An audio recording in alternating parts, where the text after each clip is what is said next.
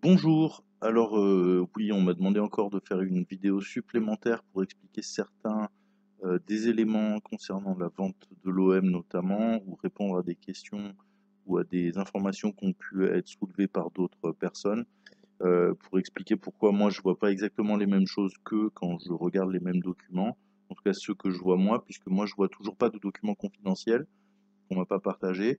Je m'occupe uniquement des documents a pu me montrer qui étaient publics ou que j'ai pu trouver par moi-même qui étaient disponibles. Donc, s'agissant de la structure juridique de l'Olympique de Marseille, j'ai voulu vous montrer un peu l'ensemble du groupe de l'OM avec les informations dont on dispose pour expliquer comment il est organisé. Donc, on va voir déjà dans un premier temps qu'on a la société OM SASP qui est la principale société du groupe. C'est la société dont on sait qu'elle contient les joueurs de football, leurs contrats, le staff technique, l'essentiel des actifs de l'Olympique de Marseille. Un truc intéressant qu'on a pu voir sur cette société-là, c'est que pour le conseil d'administration de cette société, il y a quelques mois, en octobre 2020, on a vu apparaître un monsieur qui s'appelle Pierre Bellon, qui s'est fait représenter pour ce conseil d'administration, qui est présent donc avec Franck Macourt pour l'Assemblée générale de OMSASP. Et du coup, quand on voit ça, on s'interroge un peu sur ça pour savoir qui est Pierre Bellon, et on découvre assez rapidement que Pierre Bellon est un milliardaire, propriétaire de Sodexo, qui pèse environ 4 ou 5 milliards d'euros et qui est marseillais. Donc c'est intéressant de savoir que dans cette société OMSASP, il y a la présence de Pierre Bellon. On voit que parmi les filiales qui sont possédées par l'Olympique de Marseille à 100%, on a une société qui s'appelle OM Opération notamment. OM Opération, d'après ce qu'on a compris, c'est une société qui s'occupe de la gestion du stade, de la gestion de la commanderie, des problèmes un peu immobiliers du quotidien de l'entreprise. Il y a aussi une filiale qui s'appelle OM Média, qui s'occupe des activités de production audiovisuelle. On comprend qu'il doit y avoir là-dedans la production des émissions de télévision ou des spots télé ou YouTube d'ailleurs que produit l'Olympique de Marseille assez régulièrement. On a la société OM Développement qui est également une filiale de OM SASP. C'est une société qui est chargée de développer toutes les activités de sponsoring et de merchandising de l'OM. Donc cette société-là, on en entend quelques fois parler quand il s'agit d'activités de sponsoring et de merchandising en particulier, donc la vente de produits au nom de l'OM par exemple. Alors on a vu une histoire qui est sortie il y a quelques mois, en octobre 2020, concernant un contrat qui avait été signé par cette fameuse société OM Développement il y a quelques mois et dont une ou deux pages sont apparues dans sur Twitter, sur des comptes divers et variés, un contrat orchestré par un cabinet d'avocats qui s'appelle Latham Watkins. On a eu une page de ce contrat qui nous a été montré pour expliquer que c'était très étonnant parce que l'associé unique, donc l'Olympique de Marseille SASP ou OMLLC, selon si c'est un document qui est pour OM SASP dans ce cas-là, en tout cas, l'associé unique a donné tout pouvoir à Latham Watkins, ce qui est une formulation qui est en fait très courante. C'est assez souvent que les dirigeants d'une entreprise vont donner un pouvoir à leurs avocats pour qu'ils puissent signer des documents en leur nom et réaliser une opération qui a été négociée, discutée dans les détails avec les personnes qui sont vraiment intéressées. Mais pour la signature de tous les documents, quand il y en a des kilos et des kilos, on demande quelquefois aux avocats de le faire à notre place. Et donc on signe ce qu'on appelle un pouvoir. C'est un document qui autorise une personne à signer en mon nom. C'est franchement pas un document très intéressant. Le fait que, en tout cas moi sur les informations que je vois sur cette page-là, tout ce que je vois c'est que c'est un contrat, ça pourrait être n'importe quel contrat, qui a été signé par les avocats de l'OM au nom de Olympique de Marseille SASP. Alors un truc qui a été soulevé, c'est que Latham Watkins, c'est un cabinet d'avocats qui est également utilisé parfois par Al-Walid Ben Talal. Alors c'est une information que moi j'ai pas vérifiée. C'est aussi un cabinet d'avocats qui est utilisé par l'Inter de Milan. C'est une information que là, ça, j'ai pu vérifier, c'est marqué dans leur liste de clients. Ça non plus, ça m'apporte aucune information particulière. Et même éventuellement, s'agissant de l'information sur Al-Walid Ben Talal, ça serait plutôt contre-indicatif d'une vente, dans la mesure où si on devait utiliser des avocats pour une acquisition de l'Olympique de Marseille, on utiliserait des avocats distincts, indépendants, qui n'ont pas de conflit d'intérêts, et on ne voudrait surtout pas que ce soit les mêmes avocats qui conseillent le vendeur, l'Olympique de Marseille, et l'acheteur, en l'occurrence Al-Walid. Donc on choisirait de toute façon un autre cabinet d'avocats. Mais ça en soi, ça pose pas de problème, parce que je suis sûr que Al-Walid a d'autres avocats que Latham & Watkins qui travaillent pour lui, ne serait-ce qu'en France et à l'international. Pour continuer sur les filiales opérationnelles, on a aussi l'association OM qui est citée parmi les filiales de l'OM. Cette association-là, c'est là qu'on retrouve notamment le centre de formation de l'Olympique de Marseille. On peut y trouver d'autres parties de l'OM comme les sections amateurs par exemple. On a une holding de contrôle qui s'appelle Eric Soccer SAS qui possède l'Olympique de Marseille, qui existe depuis l'époque des Dreyfus. C'est une holding financière qui donc accumule les pertes de l'Olympique de Marseille, dont elle peut se servir ensuite à titre de crédit d'impôt.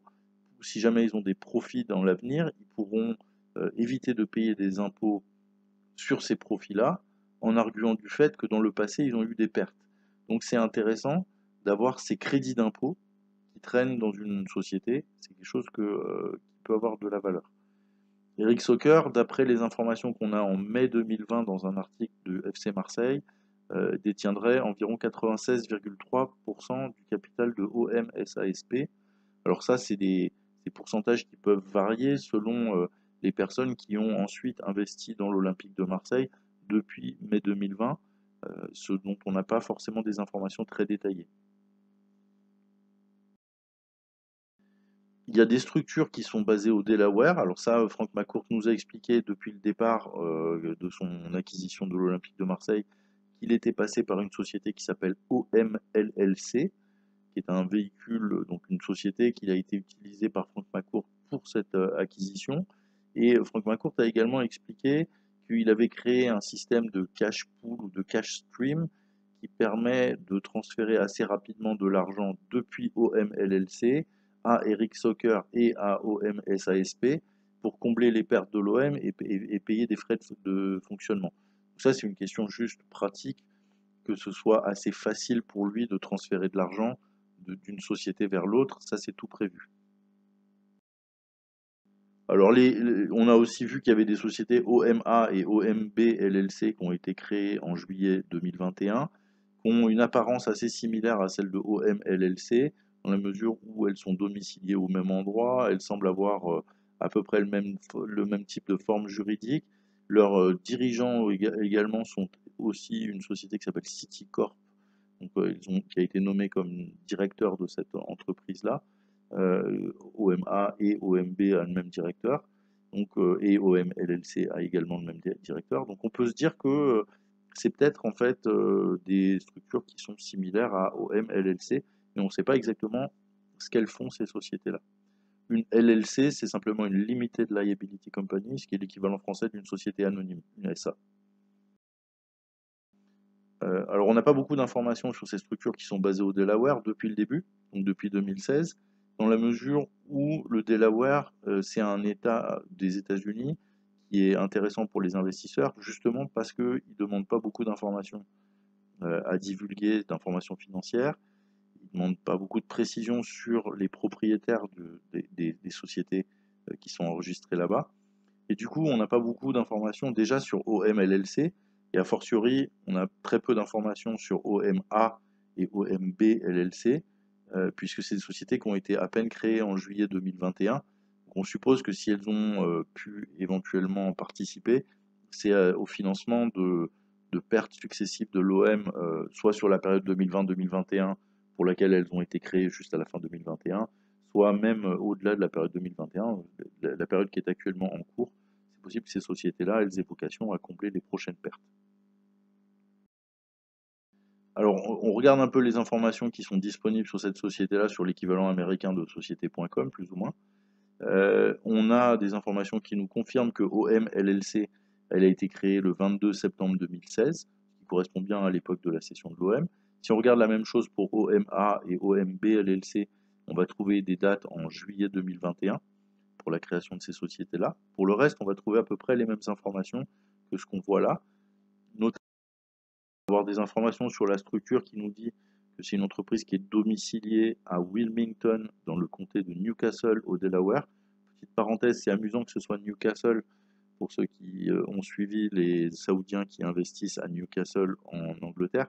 Mais on ne parle pas du tout du même Newcastle, là c'est bien Newcastle au Delaware aux États-Unis, qui a franchement rien à voir avec Newcastle en Angleterre. Donc c'est une pure coïncidence.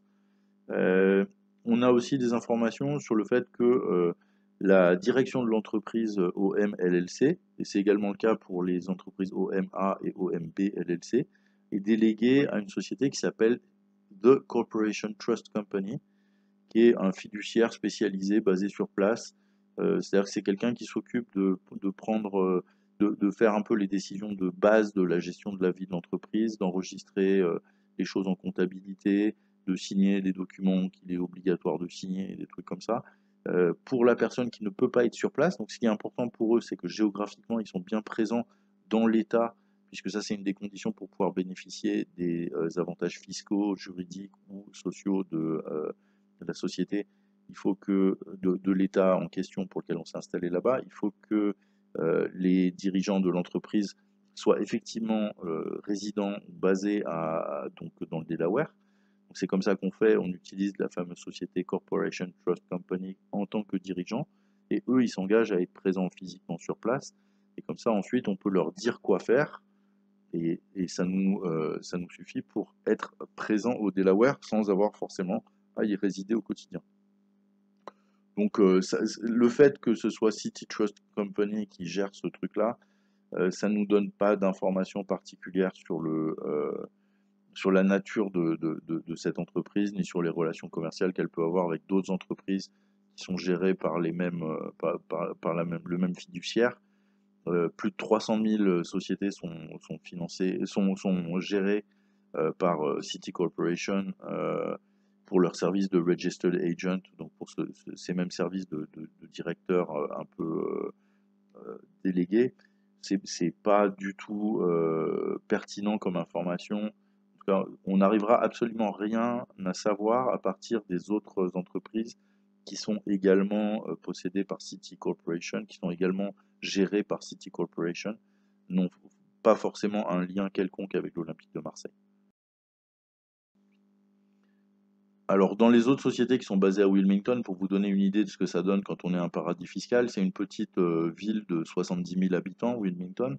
Donc c'est vraiment pas une capitale économique importante a priori, et pourtant on y retrouve les sièges de grands groupes de sociétés de chimie comme DuPont et Hercules, qui sont parmi les plus grosses sociétés américaines. On a aussi l'équivalent américain de Ikea qui s'appelle Home Depot. On a Kimberly-Clark, qui est une grande société qui commercialise notamment les Kleenex et les couches Huggies. On a une des plus grandes banques américaines, Wells Fargo. On a une société qui fabrique des médicaments contre le Covid, le Remdesivir, qui s'appelle Gilead Science. On a aussi une société leader dans l'aéronautique qui fabrique Raytheon et qui fabrique aussi des ascenseurs Otis, qui s'appelle United Technologies. Et puis enfin, on a Alphabet, qui est la holding de contrôle de Google. Donc pour vous dire qu'en fait, on a vraiment un peu toutes sortes de sociétés qui sont domiciliées dans cette toute petite ville du Delaware. Et si elles sont là, c'est pas du tout pour des raisons économiques, parce que leurs dirigeants ont envie d'habiter là ou que leurs clients sont là. C'est uniquement principalement pour des raisons fiscales, et justement pour un peu les mêmes raisons pour lesquelles Frank McCourt s'est installé là-bas et beaucoup d'autres dirigeants s'installent là-bas.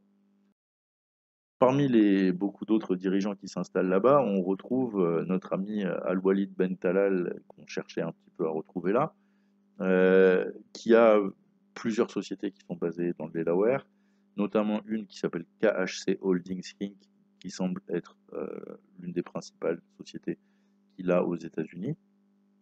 C'est une société qui est administrée également par une autre fiduciaire qui s'appelle Corporation Service Company. Donc je suis pas sûr en fait si c'est une filiale de City Corporation, c'est peut-être pas une bonne information que je vous ai mis là. Faites attention avec ça, mais bon, en tout cas c'est le même type de société. C'est une société qui fait de la gestion déléguée, du Registered Agent, qui est là pour être présent sur place quand vous ne pouvez pas l'être, et qui répond au téléphone pour exécuter bêtement les ordres que vous lui donnerez.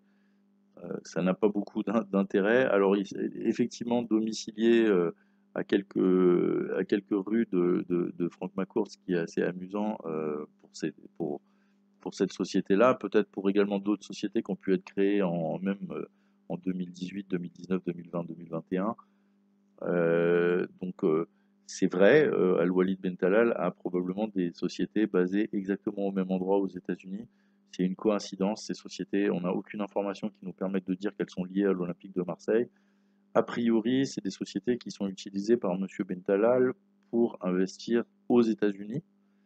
Et je vous expliquerai ensuite pourquoi je pense que c'est possible que M. Ben Talal investisse aux États-Unis à travers des entités qui sont basées au Delaware, mais vraisemblablement pas dans d'autres pays que les États-Unis. Donc je ne pense pas que cette société-là investisse dans grand-chose qui ne soit pas basé aux États-Unis.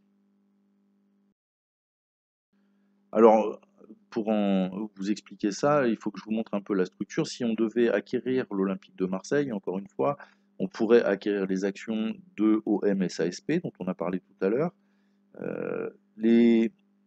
En faisant ça, on acquerrait un peu tous les principaux actifs opérationnels du club, notamment les joueurs, notamment les contrats des joueurs. On acquerrait aussi les filiales qui n'apparaissent plus là sur le schéma, mais qui sont bien toujours là. Donc les 4 filiales qu'on a vues tout à l'heure, OM Développement, OM Média, etc. Donc c'est une façon d'acquérir l'Olympique de Marseille en se disant bah, j'acquiers juste OM SASP. Alors c'est possible par exemple que Pierre Bellon qu'on a vu apparaître tout à l'heure dans OM SASP, lui se décide pour acquérir l'OM comme ça. Et c'est possible que les 96% qu'on a vu tout à l'heure du capital qui sont détenus par Eric Stocker SAS, c'est possible que les autres 4% ils soient détenus par des investisseurs qui travaillent sur une acquisition de Olympique de Marseille à travers OM SASP. Ça c'est une première possibilité. Donc ça, il y aurait une logique peut-être à acquérir OM SASP. Une façon d'acquérir l'Olympique de Marseille qui serait d'acquérir Eric Soccer SAS. C'est ce qu'avait fait en son temps Franck McCourt. Il avait trouvé que c'était intéressant, on suppose, de récupérer notamment les crédits d'impôt qui pouvaient être dans Eric Soccer SAS, et puis ainsi de pouvoir les utiliser pour abriter des bénéfices imposables et réduire sa charge d'impôt. Ça, c'est assez logique de penser que c'est pour ça que Franck McCourt a acquis Eric Soccer. Et si on avait un investisseur, qu'il soit français ou étranger, il y a de fortes chances qu'il fasse le même calcul et qu'il décide d'acquérir Eric Soccer plutôt que OM SASP. Sur le plan juridique et fiscal, ça ne change pas grand-chose, que ce soit l'un ou l'autre, dans la mesure où les deux sociétés sont basées en France, donc sont soumis à peu près aux mêmes règles juridiques et fiscales. Il est aussi possible d'acquérir les véhicules qui sont basés au Delaware, que ce soit OM LLC ou éventuellement OMA et OMB LLC, si ces véhicules-là sont impliqués d'une manière ou d'une autre. Ces véhicules-là, pourtant, ça paraîtrait très étrange venant d'un Saoudien, ou ça serait aussi le cas pour un Russe, qui décide de passer par ces véhicules-là pour acquérir l'Olympique de Marseille. En particulier parce que l'Arabie Saoudite, comme la Russie, c'est des pays qui sont sous le coup déjà aujourd'hui de sanctions internationales qui sont imposées par les États-Unis pour des problèmes de non-respect des droits de l'homme. Alors, pour ce qui concerne l'Arabie Saoudite, il me semble que la dernière occasion de leurs sanctions, c'était en lien avec l'assassinat du journaliste Khashoggi par le pouvoir saoudien, qui avait été quand même mal perçu par les Américains. Pour les Russes, c'est pour d'autres raisons, notamment l'invasion de la Crimée. En tout cas, il y a des sanctions qui pèsent sur eux et les Américains peuvent se saisir de leurs actifs qui sont basés sur le territoire américain.